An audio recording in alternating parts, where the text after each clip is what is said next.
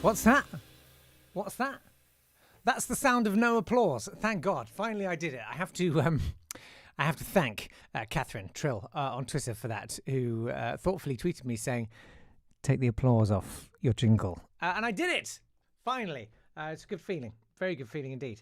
Now then, it's an auspicious morning because Jon Holmes will, along with me, being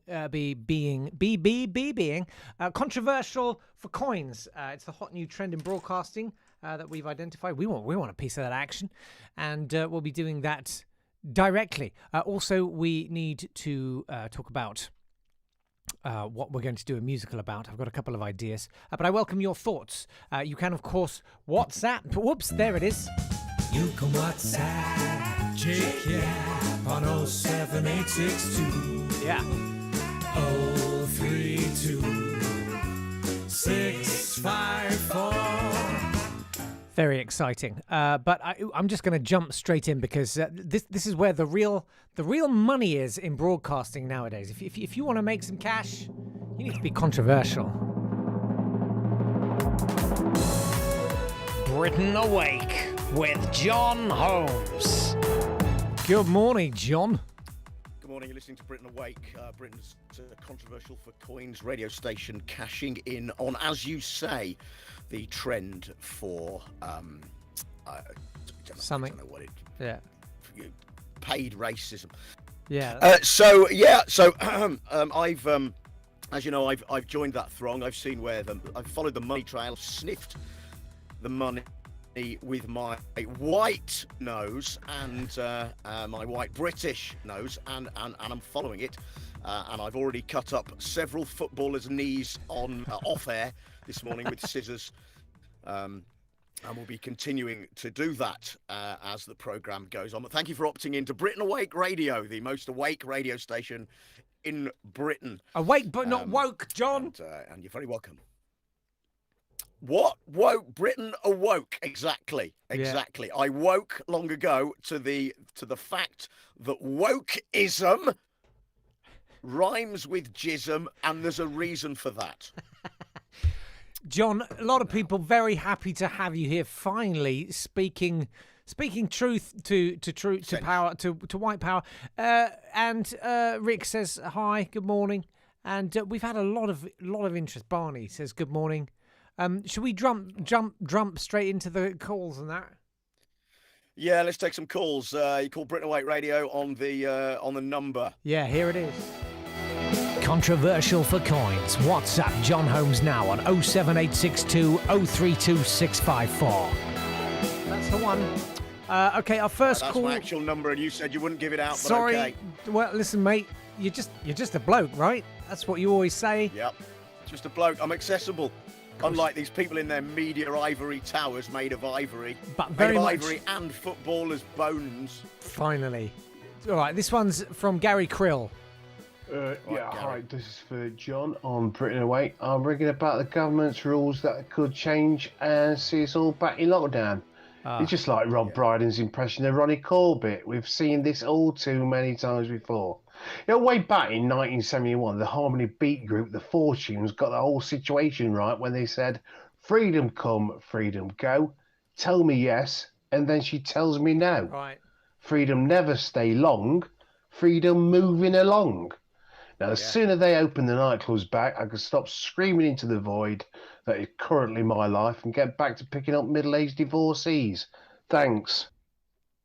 Right, very interesting call. Thank you very much for that call to Britain Awake Radio, Britain's most awakest radio station. Awake, not awoke. That's our new logo. Now, listen, when you talk about freedoms there,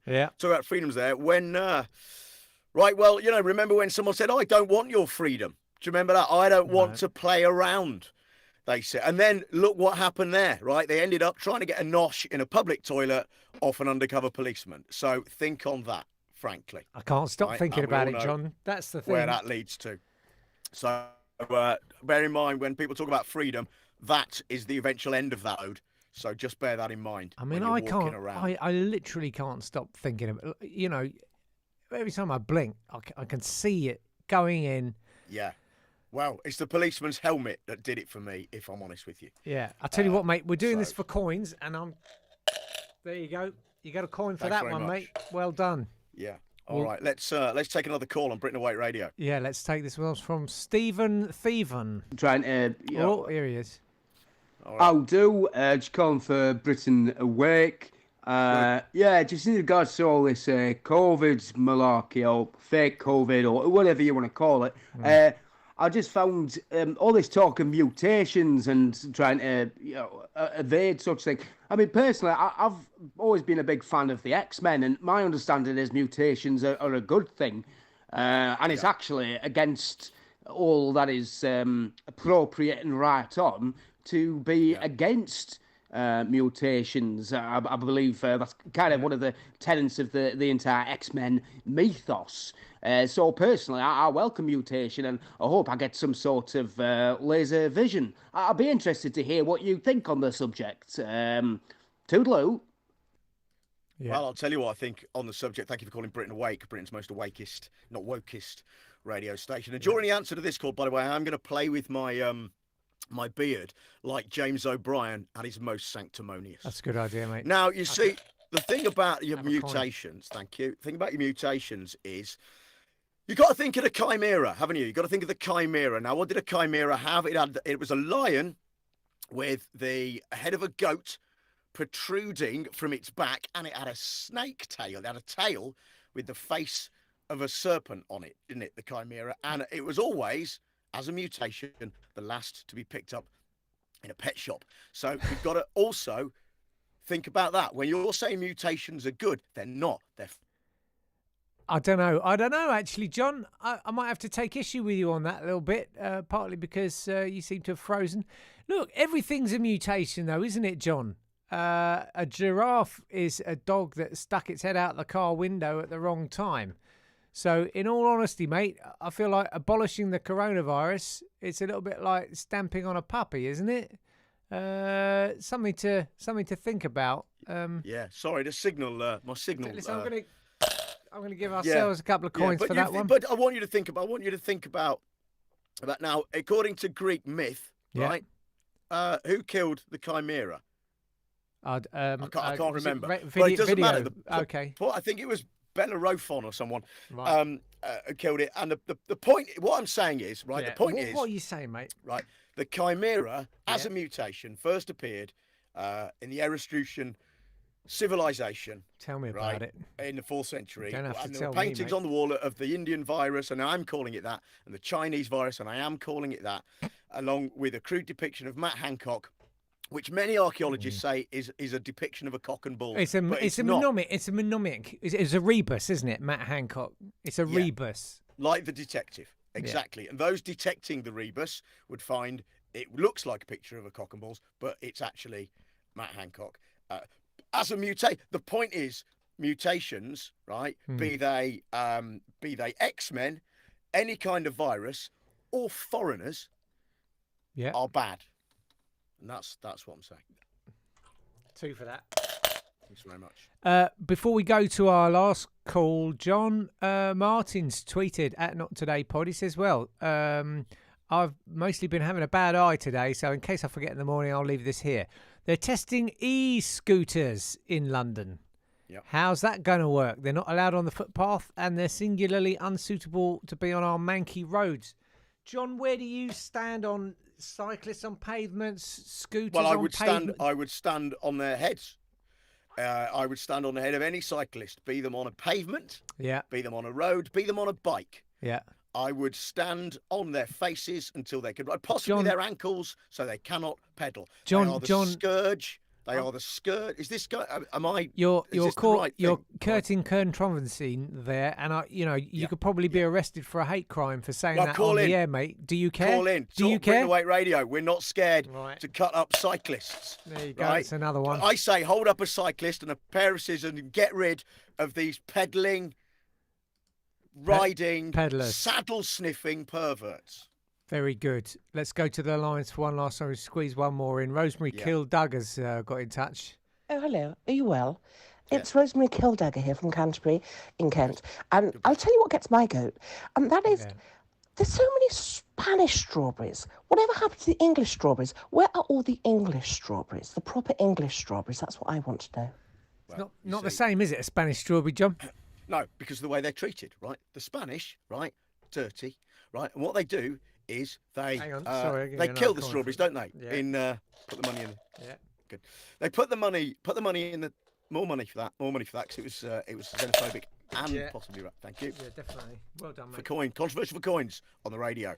Yeah. So what they do is, don't know the Spanish. They have you ever seen the footage of the running of the strawberries in Pamplona? Right, just hundreds of strawberries racing. Badly treated, racing through the streets. A great big one coming down the road like in Raiders of the Lost Ark, but a strawberry instead of a rock, chasing the people. And when they get crushed by the strawberries, that's their own fault, right? Because they treat strawberries like they were just animals. You bring it on yourself, don't you? At the end of the day. They fight. What colour don't strawberries like? Red, which is a cruel irony. Yeah. And they flash capes and they stab the strawberries with kebabs and probably eat them, and they treat them very badly. So I say stick to good old English strawberries that we breed in fighting pits in the bottom of pubs. That's like the good old days when we used to do that with dogs. Well said, So mate. that's what I say to Listen, Rosemary. John, you can't even say fruit anymore. You're probably not allowed to say that you like the idea of your fruit only having been touched by freshly washed British hands. That said, John, it should be my right not to wash my hands if I don't want to, just like wearing a face diaper. It's all about rights. Or That's the stopping point. at a traffic light. It should be my choice, not my obligation. Britain Awake Radio is all about choice. And let me give you another example, right? Yeah. If the fans want to boo, right? Right. It's not taboo to boo, is it? Right, exactly. You should be able to boo. Now, the song, right? Knees Up Mother Brown, right? It's not Knees Down Mother Black, is it? No, it's Knees Up Mother Brown. And it's a good old... Put the money in there. It's a good old-fashioned British song, isn't it? Knees Up Mother Brown. And that's a long way up, Mother Brown. The whole I'll knee. tell you what, if the footballers, I'll tell you this now. Yeah. If the footballers are so keen to take the knee, right, let's take their knees and see how they like it. Running around with rigid, unbendy limbs playing their stupid football. You know, and they're kids and they don't know what's... take the knee. Start with one finger is plenty. Yeah. You can't say... Right, and okay, I'll tell you what else gets my goat, and it's the same goat that Rosemary mentioned, and it's also the same goat that's protruding from the mutant's back that I mentioned earlier. Yeah. Right, what gets it Yeah. is this. What's good to eat? What's a good old-fashioned British food meal? Right, Omelette, I'll tell you. spag bol, pizza, curry. No, knuckle of beef, right? So, what if the footballers are so keen on knees, why don't we feed the hungry kids with knee of footballer, right? Imagine the sight of a little tiny starving British child sucking on the knee of a footballer. It's very Who doesn't want to see that? Marcus Rashford wants to feed the kids, does he? Well, why isn't he letting them have their suck? I bet he's got a meaty knee. Suck on his knee. There's nothing on it. I've stared at his legs every time he's out on the pitch. I can't stop sticking those silky, shiny shorts, running that lithe, young, athletic body, and I can't take my eyes off it. Well, here's the thing on that, right? And I'll tell you this for a British pound. Please do, mate. Which you should put in there, by the way, for the controversy I'm causing for money on the radio. Yeah. Right? The only time you should take the knee, and the only time, right, is in front of Her Majesty, God bless her, the Queen. Yeah. Okay? Yeah. When you're asking someone of the opposite sex to marry you, and in front of a glory hole in the toilets on Clapham Common. And they're the only 3 times you should take the knee. Right? And that's true. Last thought, strawberries, of course, John, synonymous with Wimbledon, Naomi Osaka. Now, everyone knows that the main thing about playing tennis for a living is talking to the press. It's not training, it's not exercising, it's not playing tennis, right? No. So what right does she have not to recreate the Athena poster in the Daily Mail if Piers Morgan wants her to?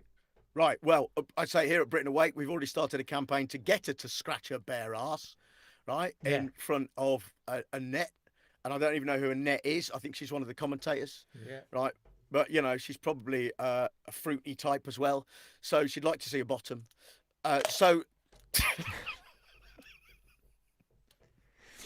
You can't say Christmas anymore, but they're perfectly happy to take other religious festivals and ram her down my throat. Get down, right? Footballers getting on their knee, right? Get tennis elbow. Right. Footballer knees, tennis elbow. Elbows, get knees, on your elbows and toes. And lick the knees of the press. And there That's we go. What you should be doing. Thank you very much indeed. With your foreign attitudes coming over here. Thank you. Britain Awake Radio. We've made £4, £5.24. Great news. That's a good result in anyone's. A British pounds. The best in the world.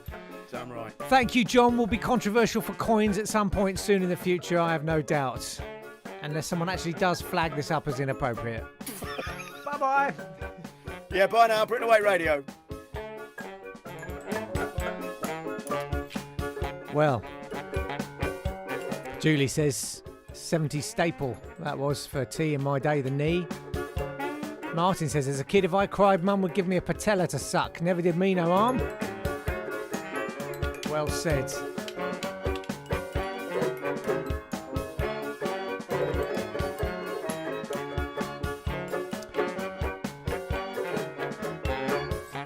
While we're on the topic, Pat's emailed, not today at swanburst.com. Good morning, campus. Hedy described his great collection of Jon Holmes figurines. I'm a bit jealous as he's got some of the ones that I've been looking for to complete my set. I've got the ones, the usual ones that most people have. Jon Holmes the astronaut, Jon Holmes the deep sea diver. I have to say that my pride and joy is the box set of Jon Holmes the classic horror movie collection. Oh yeah, that's a good one, that one. Jon Holmes the Phantom of the Opera and Jon Holmes is Hannibal Lecter are very eye-catching. Jon Holmes from the Black Lagoon is probably my favourite, though. I keep my action figures in an old display cabinet I inherited from my great-aunt. I cleared out all her family photos, quite right, and other tat. Thank you, to make room for the Jon Holmes shrine. I was gutted last year, though. I missed out on the T-shirt I was after. Jon Holmes, the real Kent variant. If anyone spots one, please write into Jake so I can have another attempt at snagging this gem. All the best, everyone, and welcome back, Jake. We should probably set up a sort of swap shop thing for people if you've got a Jon Holmes figurine, you want to swap it. Neil says, hi, Jake and the YAPPs, your appreciative Patreons and pod listeners. All the talk the other week about the Jon Holmes action figures brought a lot of great memories back to me from my childhood. I even had to go in my parents' loft to find my collection. Remember the Jon Holmes Tazos? Oh, yeah. I remember that. You could collect in the 90s. You wouldn't believe how many packets of Flaming Hot Monster Munch I ate to get all 50. Yes, they were like Walker's own brand Pogs, weren't they? I managed to find my box. It was a bit dusty, but packed to the brim with Holmesy goodness. I've got 2 Super Johns if anyone needs one. God, that's incredibly generous of you, Neil. I've even got an Eagle-Eye John with Kung Fu grip. Mint in box, never touched by hand, Your Honour. But the John that I desperately need to finish off my collection is John on the John. I've got one, but the packaging is broken and there's been a lot of seepage. So if any other Yappostles out there has got a mint one with his back entrance / exit intact, I think you'll find it's an entrance, and complete with the brown refills, I'd be very interested in purchasing. Cheers. Yes, not today at swanburst.com. If you've got any requests or offers, any Jon Holmes figures that you'd be prepared to swap, just let us know. That would be really great. Now, though, we need to talk about what we're going to do for a musical. Pigs in space! So this was one news story I was toying with. Jeff Bezos off to space. Bye-bye, planet. Got your money. Cheerio. It's Ben Elton's Stark novel from 1990 all over again. That's something we could do, a sort of space opera thing.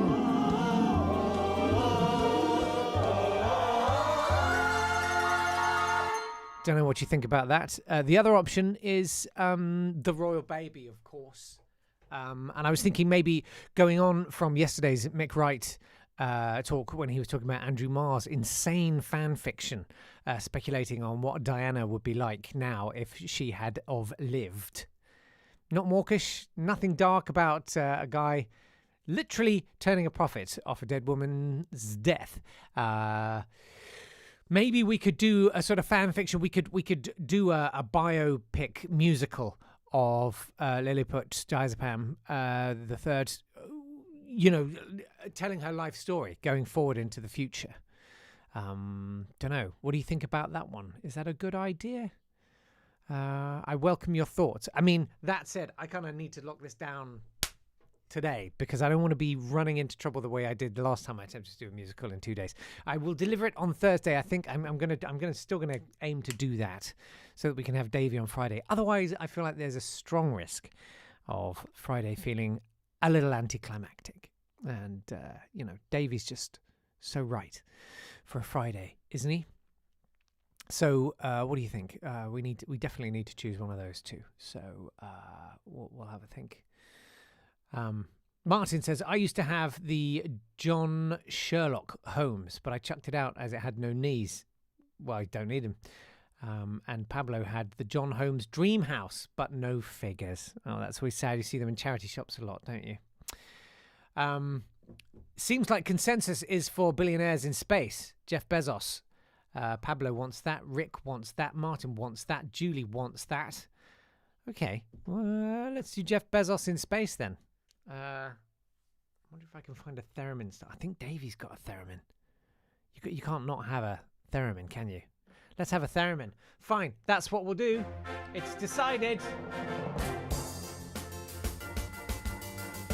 Well, what a roller coaster of a show that was. I hope you enjoyed the controversy. If you didn't remember, John and I were just two middle-aged, middle-class white guys desperately attempting to stay relevant or interesting as we increasingly have to face up to our irrelevance and total redundancy. Rick's done a very good joke, which I'm going to say for the musical. Thanks, Rick. We'll see you tomorrow. Bye-bye. This has been a Swanburst Media production.